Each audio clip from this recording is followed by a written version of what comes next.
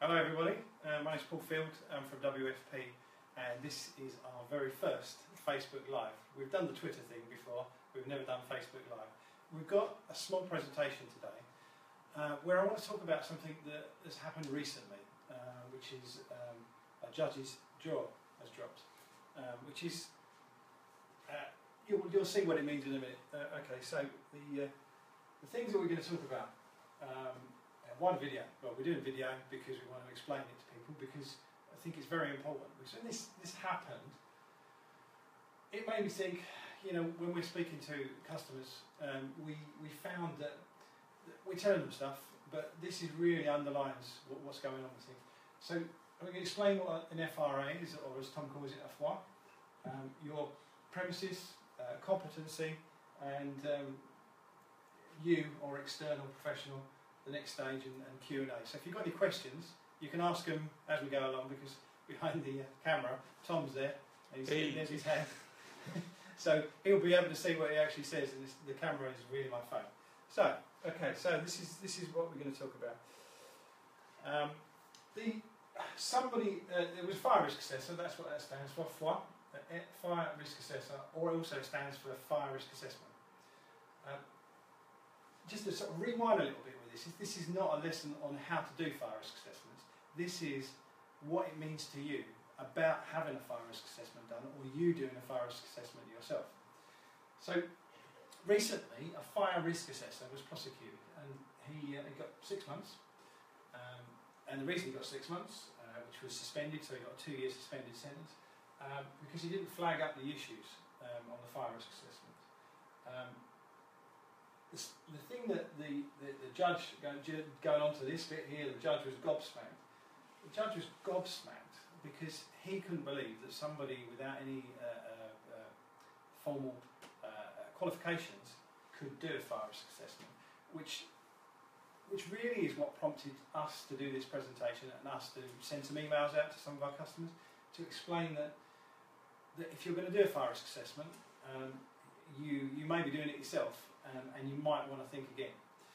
I'm going to talk about what you need to do with a fire risk assessment. Again, I'm not teaching you how to do a fire risk assessment. This is just an overview of what a fire risk assessment is, and I'm going to give my opinion on what I think people should do with fire risk assessors. Or not assessors, not like that chat, but fire risk assessments. Right, what is a fire risk assessment? Basically, it's a procedure that everybody has to do when they have a building, and they're required to identify what is needed to prevent fire and keep people safe. Basically, Tom's waving at me, and I assume somebody's watching it. Yeah, and Andrew Page has asked the question. What's the question? Will I be able to obtain a copy of the video to share with my colleagues? Definitely, we're going to post it on our Facebook page. Once we finish the video, we'll post it on the Facebook page, and then you can share it as you see fit. So. Right, so fire risk assessment. Basically, if you've got a building, there is a slight get out for some very small organisations, but mainly if you've got a building with people using it, you need to do a fire risk assessment. It's a requirement. It's a legal requirement, and the government changed the law where fire risk assessments were done by the fire brigade. Now they're done by you. You need to do a fire risk assessment, and that's what this is. But as I said, I'm not going to tell you how to do a fire risk assessment. I'm more interested to explain to you the implications of the prosecution of the fire risk assessor and what it means to you. And right, wrong button. You and your premises. Right. So when the law changed in 2005. The government created all these documents, which are on this site, which again we can put at the bottom of the Facebook, so you can click on that to have a look at. But it's basically on the .gov.uk website. And in the guides, you've got guides on shops, schools, factories. There's about 13, 14 guides in there, and each of those guides are about 100, 150, 160 pages that explain to you things that you need to do. So they're useful guides, and they were written a while ago, and no doubt they'll be updated as things change and legislation changes. It talks about competency. The definition that we looked up, competency is the ability to do something successfully or efficiently. The thing for me about competency is if you've not done it before, you're not competent. If you're learning it, you're becoming competent, but you're still incompetent. And once you've studied it, then you become competent. And you've got a choice. All right. There's two choices: do it yourself, and external professional. And that's what the government advise you to do. Right. So, if you do it yourself, you're deeming yourself responsible, and you're taking the risk. So the risk of you doing it is yours. So if you feel you're competent and you've got the ability and the skills to do it, then you could do your own fire risk assessment using the guides. Or you employ an external professional, and the risk is shared between you and the company that you employ. Now, the interesting bit about that is that you don't step away from the risk. It is still your risk that you share with the person that you've employed, which is the important thing. What I wanted to talk about in the presentation. Are you competent? Yes or no? How do you know? This goes back to, you could say, well, I've read my 150 pages, therefore I'm competent. You may have been given a form by somebody, and on the form it says, have you got fire extinguishers? Have you done your fire alarm maintenance? And you could be ticking that form and thinking, well, that's covered where I am. Again, that's down to you to make that decision. External fire risk assessor, are they competent? Yes or no? How do you know that they're competent? Now, this is something that I think is very important. And we run a fire and security alarm business, and our business is something. A lot of things when people decide to use us or not, they're talking about, technically can we do this? But for me, I think you really need to speak to other people to see if you've got recommendations, which is the sort of the three areas that I think. Now, risk assessors, there's the Institute of Fire Engineers, which you can find out about risk assessors on there. BAFE do a scheme, and I think there's a number of other schemes that talk about the competency of the risk assessors. So this is the accreditation. These people, to a certain degree, will regulate, or maybe not regulate, but it gives you a degree of faith in the person that you're employing. Insurance, if they're doing fire risk assessments, they need insurance that backs up what they're saying and their competency is correct. And recommendations. And I think this is really important, recommendations, because previous customers, it doesn't. I mean, if you just get a fantastic recommendation from their mate, it's not the same. But I would get 2 or 3 and ask them for who you've done it for, what did they say, can I speak to them, and just make sure that you're getting a full understanding of who this is that's doing your fire risk assessment. I don't know about the individual case that we're talking about with the prosecution, but that's a question. It's sort of easy to go back and talk to people after the event. But for me, this is more important about trying to help you to decide if you're making the right decision by doing your own fire risk assessment or you're employing somebody. I realise I'm speaking very fast. I'm going to slow down a little bit. Right. Are you confident that your fire risk assessment has been carried out correctly? Again, I go back to what we said before. I think it's important that you get recommendations, you check their insurance, you check that they've got qualifications. Find out about them, find out what they can do and what their competency is. When they do a fire risk assessment, they're going to give you 3 things to talk about. Now, you're going to get findings and actions and repeat the fire risk assessment.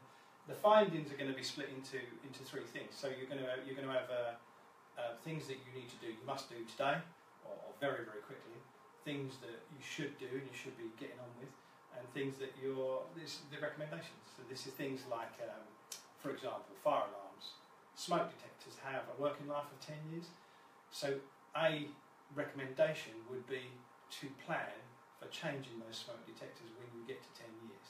So that means that you might need to speak to your alarm company to find out, well, how old are my smoke detectors, and what does the manufacturer say about recommending testing them and replacing them. You'll find with different manufacturers, some say 8 years, some say 10, some say 15, some avoid giving you a proper answer to it. So it depends on the manufacturer system that you've got put in. The actions, once they've told you to do stuff, you're legally required to get on and get those things done. This is where it comes back to you. They've done their job, they've told you to do stuff.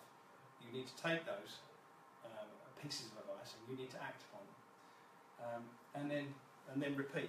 We've got some more slides that kind of explain the risks as far as must do, recommended and best practice. There's going to be different wordings that you're going to use, but just to go back on it, must do, you need to get it done. Say for instance, they've said you need a fire alarm put in, you need to put a fire alarm in, because you're responsible for either doing it or not doing it. And the thing that I've always understood, if you decide not to do it, that's a decision.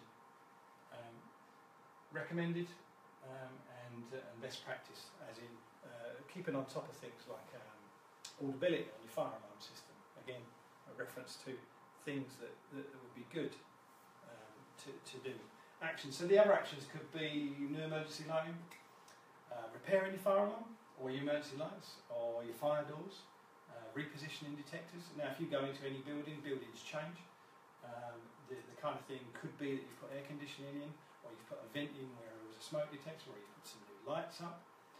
And the issue that you'll have there is that you need to then adjust the fire alarm system or the emergency lights to suit the changes in your building.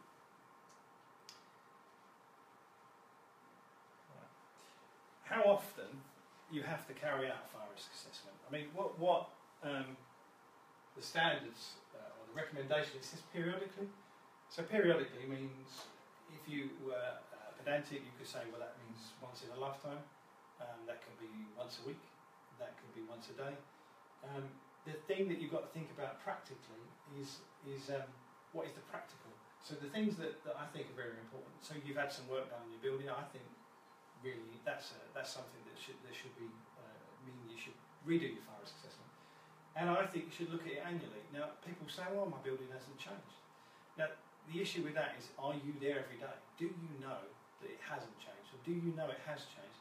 And remember, this goes back to what I was saying before, you take the risk of making that decision. So if you decide to do it every 3 years, again, that's your decision. But if you decide to do that and your building changes and you're unaware of it, you could find yourself explaining that to the judge. And it sounds a bit dramatic, but that is where it will go if it's wrong. And I kind of got there before I actually put the slide on the screen. So the key thing is that you're responsible to not make the judge's jaw drop. Now the judge was absolutely gobsmacked that the person that was in front of them didn't have the qualifications to do the job, and that he perceived that anybody could come in. Now as an industry, we've seen this, we've pointed this out to customers, we mention it. Perhaps we haven't been as robust as we should have been in the past, but this really underlines the seriousness of you doing your fire risk assessment. And that was a very flown through presentation. Hopefully you could see it. It's really difficult to see from the Facebook thing. But I can answer any questions if anybody's got any questions. Okay, so there's some questions that we had from people that are going to look at the video later. Peter said, Jane, how often should she do the fire risk assessment? Well, I think I've covered that. My advice would be annually. Competency. Dave has asked a question about competency, is how can I trust the person? You get some references. Speak to a number of people and confirm that you've done it. Now, you could still get it wrong, I understand that, but if you can demonstrate that you spoke to this person, you check their background. When you check the background of people, you can actually check, are they members of this society or organisation, and you can find out what they do. So it's effectively like doing your due diligence. So you can do that. There's another question.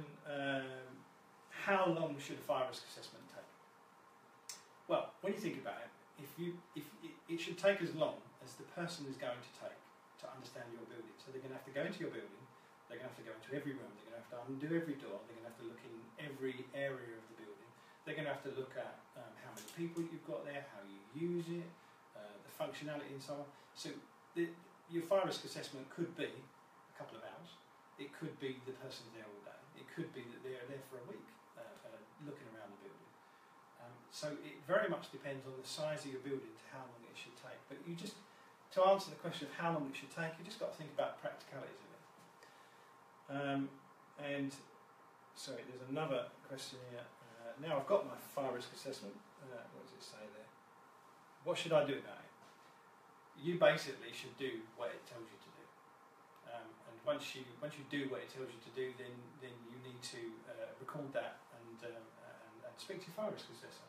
If you're a little bit unsure, the fire brigade, they are very helpful. Although they do fire risk assessments, they, in my experience of them, are quite happy to give advice. Quite happy to say, right, this is what the guy said, I think you should do this. But at the end of the day, what you've got to understand is this: your fire risk assessment and your responsibility to do whatever has come up in the fire risk assessment. And I think that's all the questions. Has any others come up, Tom? No, Eugene Anchor has just joined. Has he? Hello, Eugene. You just missed it, mate. I've just done the presentation and now you decide to turn up. That's really great. I appreciate that. Has anybody else just turned up? We had David Bell. He was there. Was he? Yeah, okay. he was there. Hi, David. Maybe you got bored. It's not really a bit of a dry subject. And fire consulting. And fire consulting. It could be Charles, possibly. Could be, yeah. Could be a number of people. It's a great advice, Paul. Oh, thank you very much. I appreciate that. Okay, so what we're going to do with this video, we'll save it on our Facebook, and if you want to share it and look at it, then by all means. And if you need advice, then make sure you're speaking to somebody that knows what they're talking about. David said hello. Oh, hello, David. This is our first one. Great. Okay. Thank you very much. One last thing as well, the links to the guides will all be in the description of the video as well at the bottom, or at the top actually on Facebook. So if you need any links, it should all be there. Great. Well, Tom will make that happen. He's behind the camera somewhere. There you can see a hand now. Great. Okay. Thanks very much, everybody. You could push the button.